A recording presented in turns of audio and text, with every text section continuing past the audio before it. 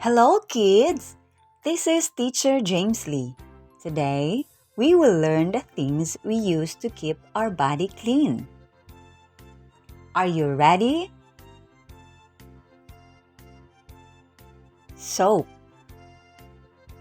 shampoo, cotton buds, sanitizing alcohol, toothbrush and toothpaste, nail trimmer, comb, and wipes. Soap is used to cleanse our hands, face, and body.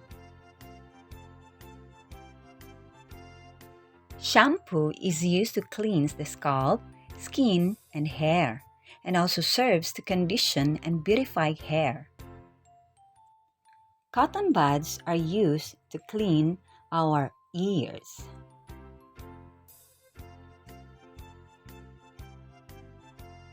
Sanitizing alcohol is used to clean our hands to avoid getting sick and spreading germs to others. A toothbrush and a toothpaste are used to cleanse our teeth and remove plaque to prevent cavities. A nail trimmer is used to trim fingernails and toenails. Comb is used to separate tangled hairs to keep our hair clean.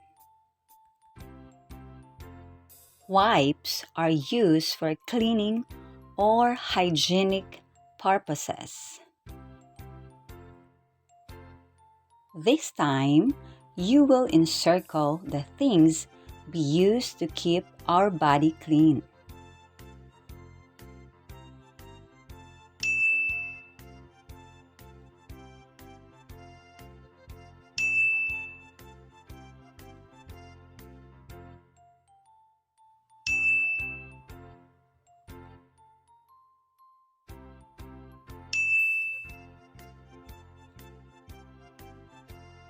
Good job, kids! Do you want to learn more? See you on my next video. Bye-bye!